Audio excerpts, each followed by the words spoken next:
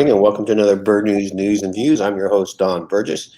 And with us today, we have the privilege of having Jason Hayward, the Minister of Labor and Home Affairs with us. Good morning. Morning, Don. Glad to have you here. I mean, it could be a little more sunny outside, but it's sunny in our hearts. Certainly. You've been Minister of Labor and Home Affairs for 9 months now. What's the most difficult part of the job, having been the leader of the Bermuda Trade Union Congress? The transition is managing expectations, but certainly as a unionist, I would have advocated for a lot of policy changes. And as a minister now, I'm in a position to implement those policy changes. And so I have to ensure that what I was advocating for as the leader of a trade union, I make sure that I implement measured policies as the minister. And so it's just striking that balance and transitioning from advocacy to implementation. Is there some sort of do you feel that there's some sort of expectation that you're always going to rule on labor side, on labor issues? Like, for example, if we go back to last December when the amendments to labor legislation were not looked on too kindly by the BIU and the PPSU. I think there should be an expectation that I'm always fair, I'm reasonable, and I'm doing what's in the best interest of the people of Bermuda. And so being a unionist, you have a certain stakeholder group that you are serving, and being a minister, you're responsible for serving the entire population. And it doesn't mean that the roles have to be conflicting, but what people want is the minister to be fair. They want the minister to be measured. They want me to put logical things in place that are actually reasonable. And also, they want the minister to ensure that I'm looking out for the best interests of the Bermudian people.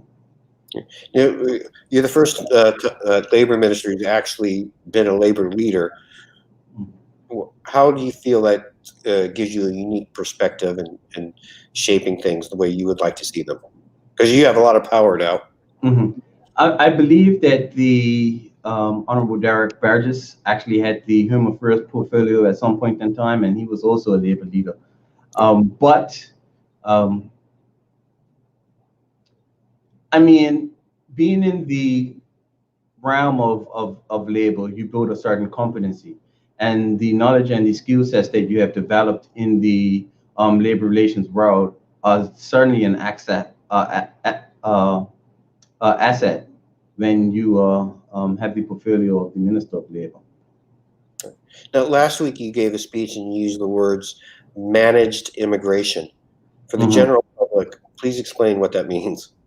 So the way in which we look at managed immigration policy is immigration policy that actually supports the ministry's aims and objectives. And that is to have policy that supports effective economic growth and also supports the expansion of jobs in the economy. And so when you look at our policies, you hold the policies up against that backdrop and say, does this support economic growth? Does this support the expansion of jobs in the economy? Does it provide any protections to Bermudians? And if you can answer yes to the first and no to the last, then we say we will be comfortable with moving forward with that particular policy. So what's an example of that? The one-year residential certificate policy. That supports economic growth. It will support the expansion of jobs, and it doesn't erode any rights or privileges of that Bermudians currently have. And so that is a managed policy that is controlled, because only a certain amount of certain category of person can apply for the particular certificate as there are eligibility thresholds. And so that's a managed, controlled policy that works best for the Bermudian people. Now, if I remember correctly, the figure was something like 519 people had applied for that. Yeah, the numbers are closer to 550 now. 550, okay. And how is that helping the economy? Certainly, these individuals live in Bermuda. They purchase from our stores. They rent apartments. They are contributing to the economic fabric of the country regarding retail. And so that is all positives.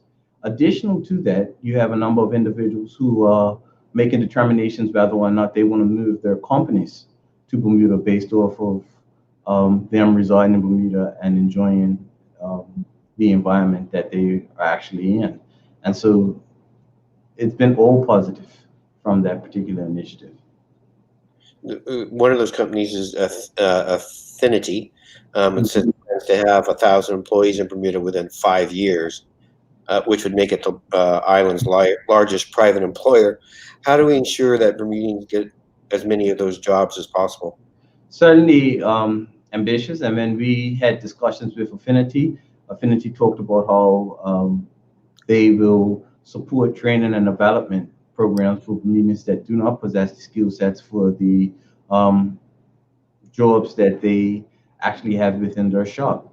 And so that is an awesome initiative, how the 1 year residency was actually a gateway to greater economic activity, but also the work that the Minister of Finance had been doing regarding economic substance, and they have to also fulfill economic substance requirements. And so the combination of the two was a determination that they wanted to enhance or expand their business operation in Bermuda. So what sort of jobs can Bermudians expect to be open when this company, if it follows through on its initiative and creates all these jobs? But the company is really involved in artificial intelligence. They need data analysts and data scientists, and those persons who have strong competencies in the information systems realm. And so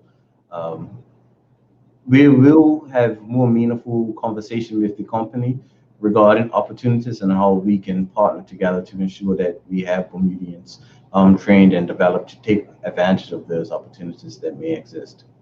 Right. But even now, if somebody's not qualified, at least they can set a goal, or the government can help them to reach that, so that they can be one of the people who are hired.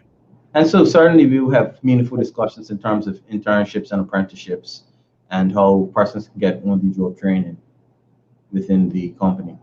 Yeah, because we'd rather have them getting the better, higher paying jobs than the lower ones. Certainly. Yeah. Immigration policy has always been one of those emotional issues in Bermuda. Mm-hmm. As minister, how do you strike a balance between acknowledging the past but also moving forward for change? You do just that. You acknowledge the past, but you learn from the past and you move forward in a very measured way. And this is why we use the term measured immigration policy. And so when you look at the policies that we are intending to change or put in place, number one, we have a policy that looks to remove the barriers for individuals born to Bermudian parents overseas to get their Bermuda status. And so now the parent has to provide an affidavit of domicile. We're looking to see how we remove that requirement so that more children born to Bermudians overseas can obtain the status and then come back to Bermuda and reside in our society. When we look at a policy such as the Joint Speech Initiative regarding providing a framework for regular residency for individuals to normalize their residence for long-term residents, there was a portion of persons that the missed status family legislation missed. You have persons who were born in Bermuda, have resided in Bermuda for their entire life, and they cannot call Bermuda home, but they only know Bermuda as home. And so what policies we can put in place to support those individuals to normalize their residency? When we look at the current residential certificate policy, we don't believe that that policy is a policy that works in the best interest of the Bermudian people. And so we're revising that policy, and then we would have meaningful discussion regarding changing that to an economic investment certificate policy, which would mean that individuals invest in Bermuda in order to receive a residential certificate. And so that's a policy that actually strengthens the previous policy that we currently have. But we're looking to see how we can reform the work permit policy, how we can make it more efficient, more effective. And we're doing a lot of work. The chairman of the Immigration Board, which is MP Scott Simmons, him and his team have been doing work primarily surrounding improving that particular policy. And in short order, we should be rolling out a new work permit policy that is more efficient, more effective, and actually supports a better supply of the demanded labor in a more timely manner. I read online somewhere last week, somebody suggested that if there was a portal on the work where people apply for work permits or companies apply for work permits, that they could check to see where the process is, where that work permit is, being as far as being vetted.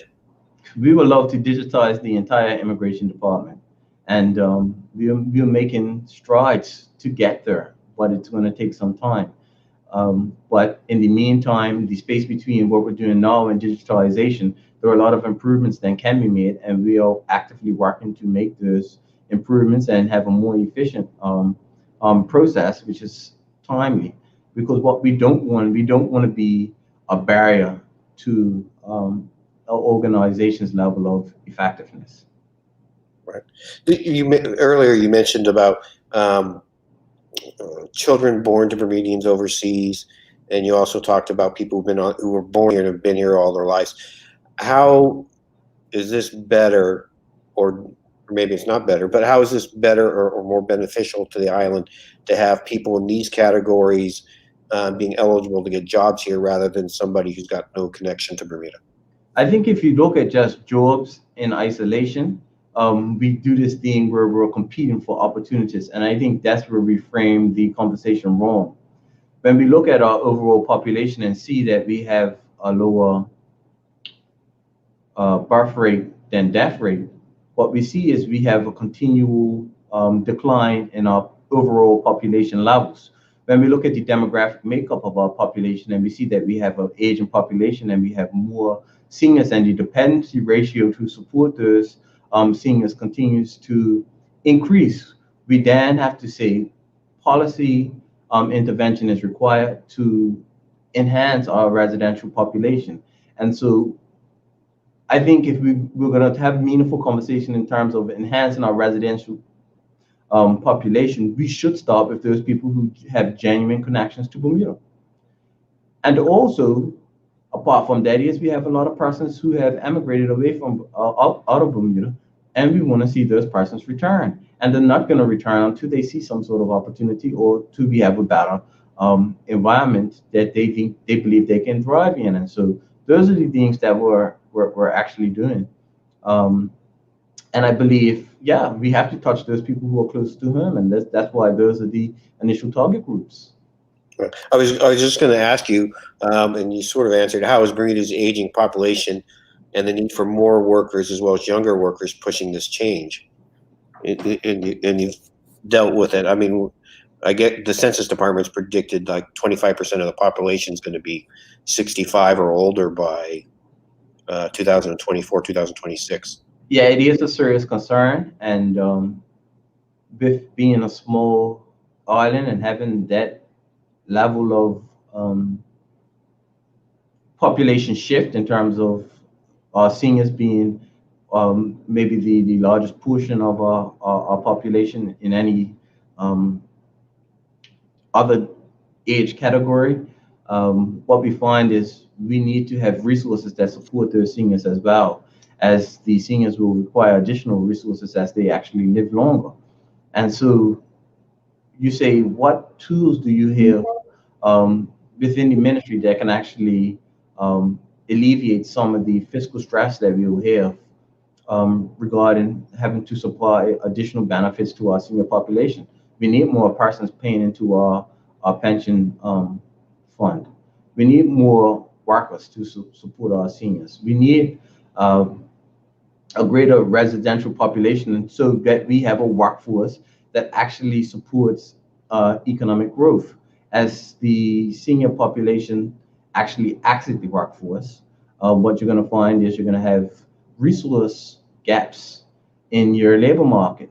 And what we want to ensure is that we fill those resource gaps. Uh, Along with that, I know some seniors would like to keep working after 65, 67, and 70. How do we ensure that that happens as well?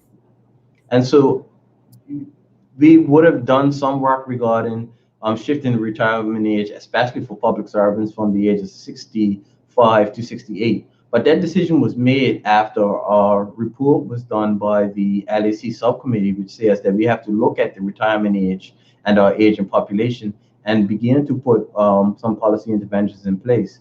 Um, some organizations don't have a retirement age, some do, and we need to have a gradual movement of how we can ensure that seniors can actually work longer. And seniors working longer is actually in the best interest of Bermuda. We're going to have a young portion of the population that says that seniors working longer provides a disadvantage for them for upward mobility in the workplace. But the studies have shown that there is not a one-to-one relationship. So it's not a senior out and a young person that comes in. That's not how our labor market actually works. And so we will do things to better support our young people in the workforce. You will note that youth unemployment is highest among any other group. There's persons between the ages of 16 and 25.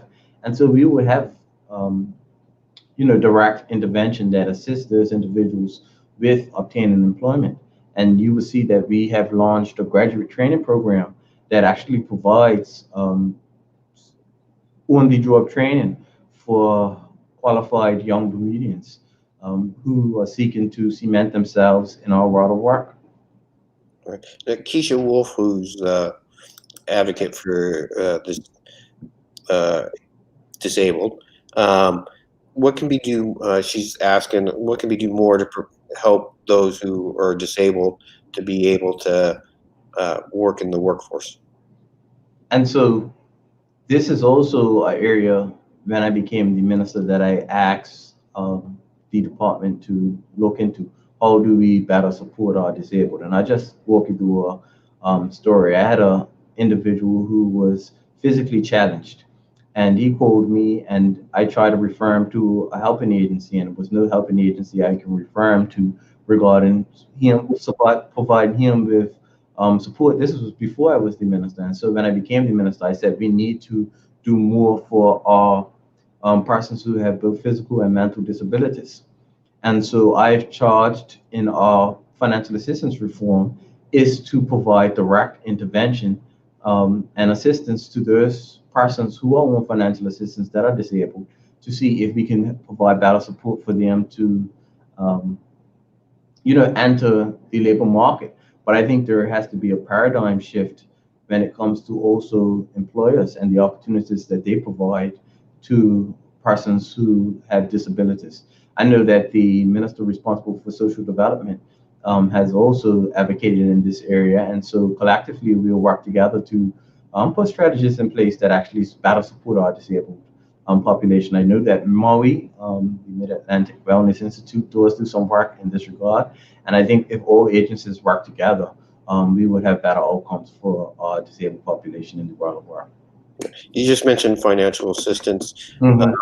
How has COVID caused a rethink with unemployment insurance and financial assistance? I'm not sure if it causes a rethink, but it emphasizes the importance of having social safety nets in place. And financial assistance is a social safety net. Unemployment insurance is a more temporary social safety net, but one that is actually needed. We have spent over $58 million in unemployment benefits thus far.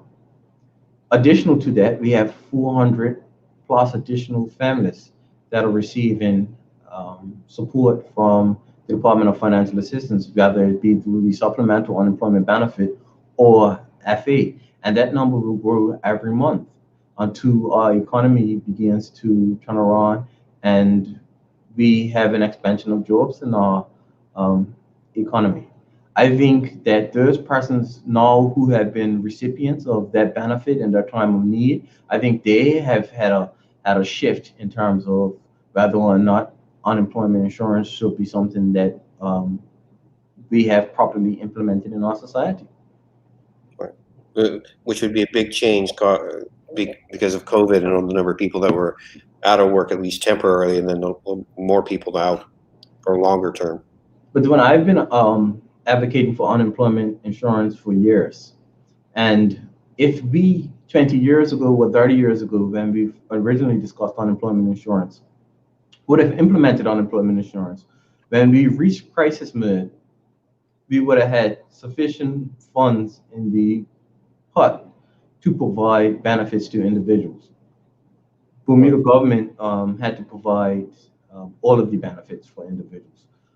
And so if we look at it, some say the best time to plant a tree was 20 years ago, the second best time to do it is now. And so I think that the time is now for us to move forward with putting that crucial safety protection in place.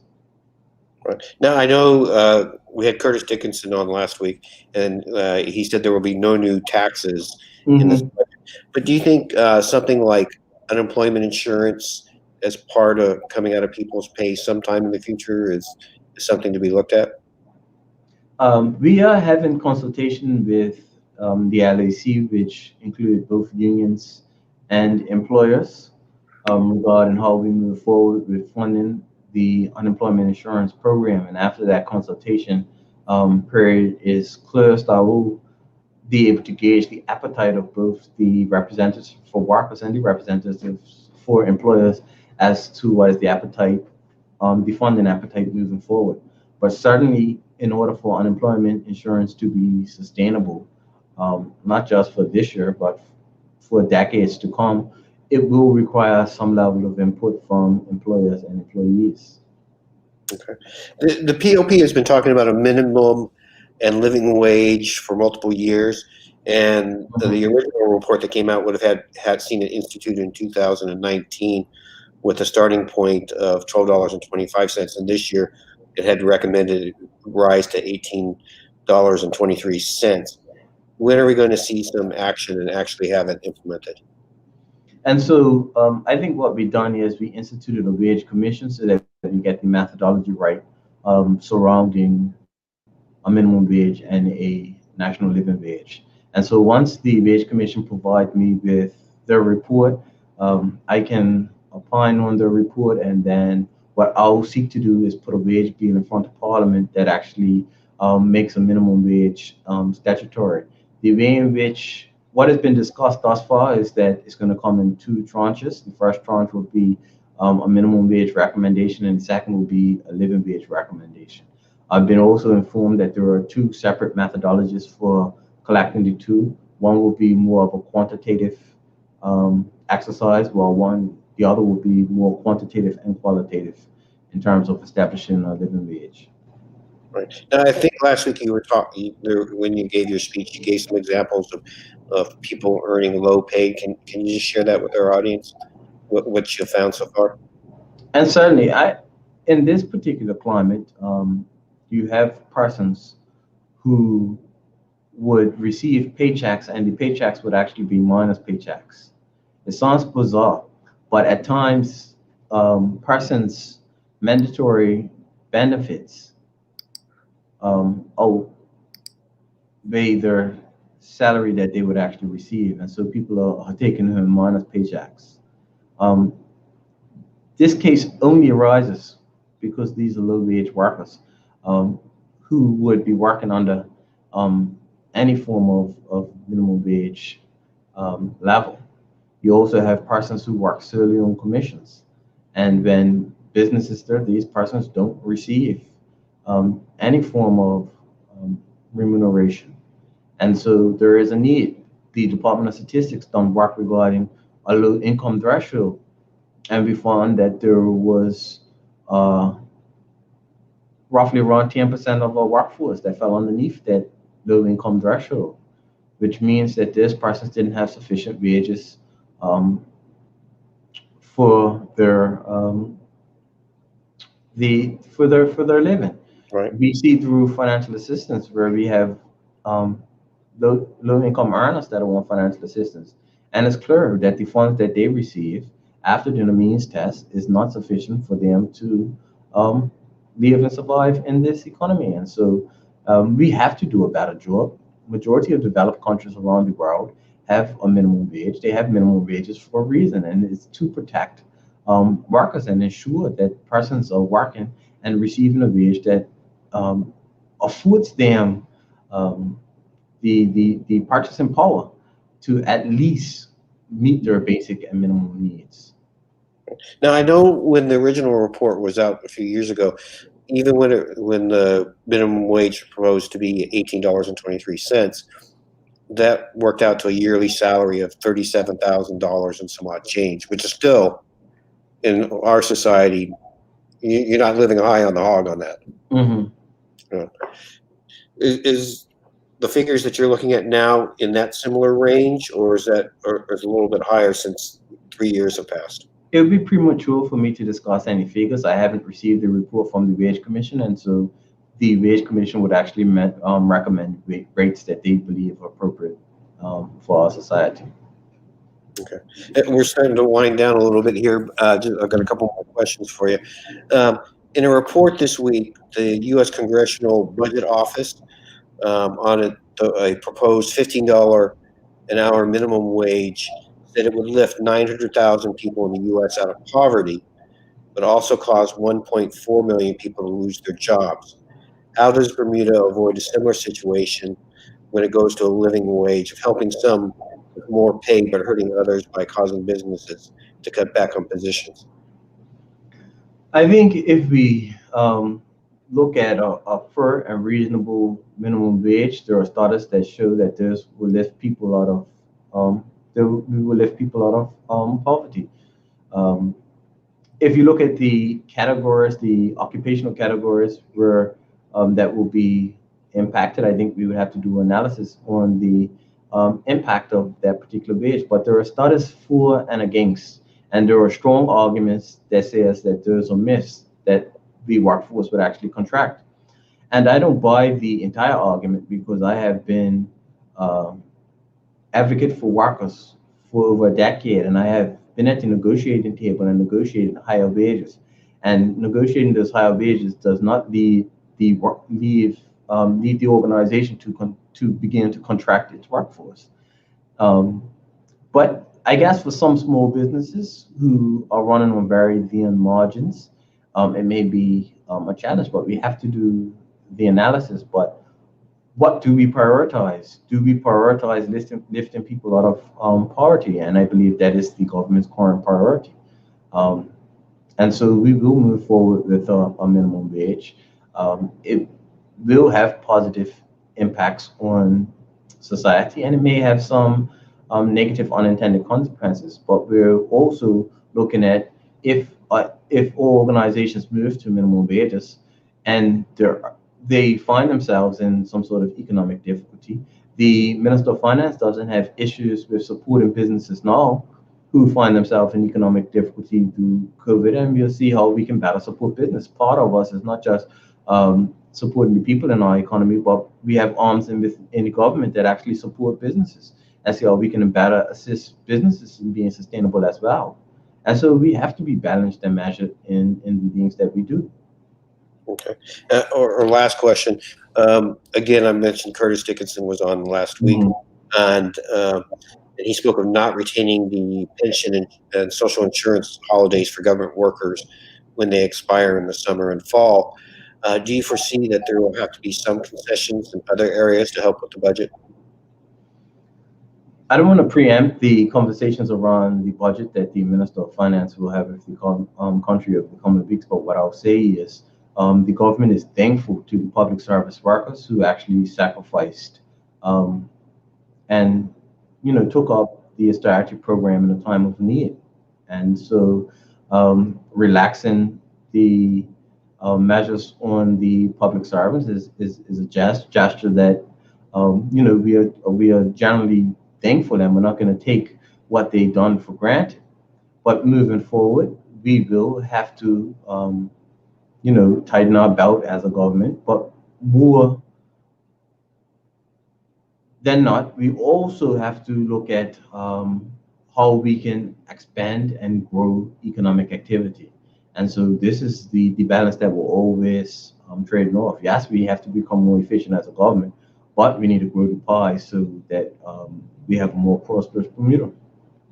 Right. Again, going back to what you were talking about, sort of a measured, managed immigration to increase money into the government coffers, Yeah.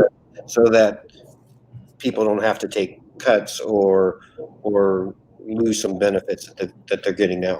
Yeah, and I think this is the way. I think when we frame immigration, we have to frame it in terms of what are the policy recommendations that the minister is putting in place, than just immigration reform, and everybody assumes that all of a sudden the floodgates are going to be open.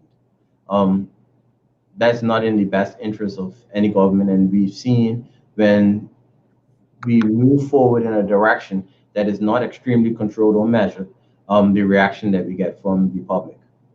Okay. Now, Minister, is there anything that you'd like to say as your final word, something that maybe I didn't ask you that you think is important to get out to the public?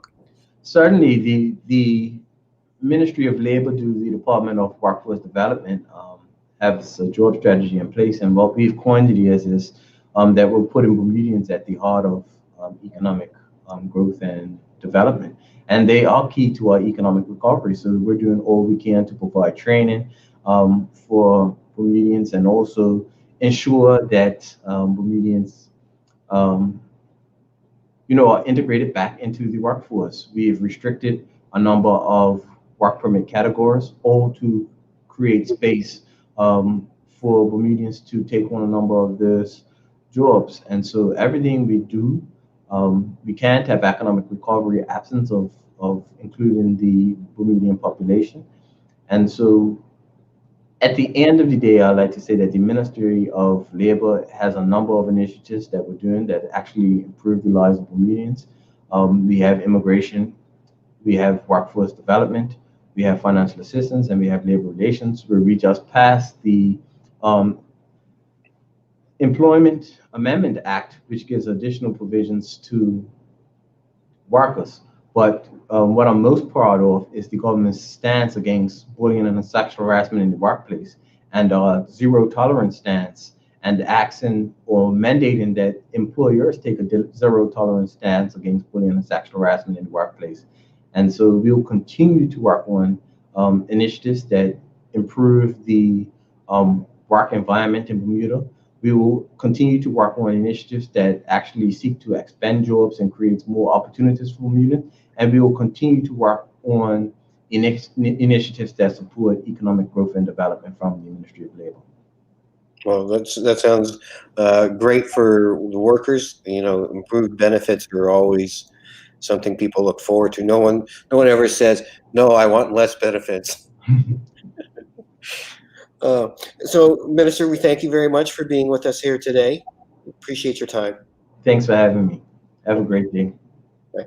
All right. I've been your host, Don Burgess, here with Labor and Home Affairs Minister Jason Hayward. And from all the people here at Burr News, we thank you very much and wish you a beautiful day.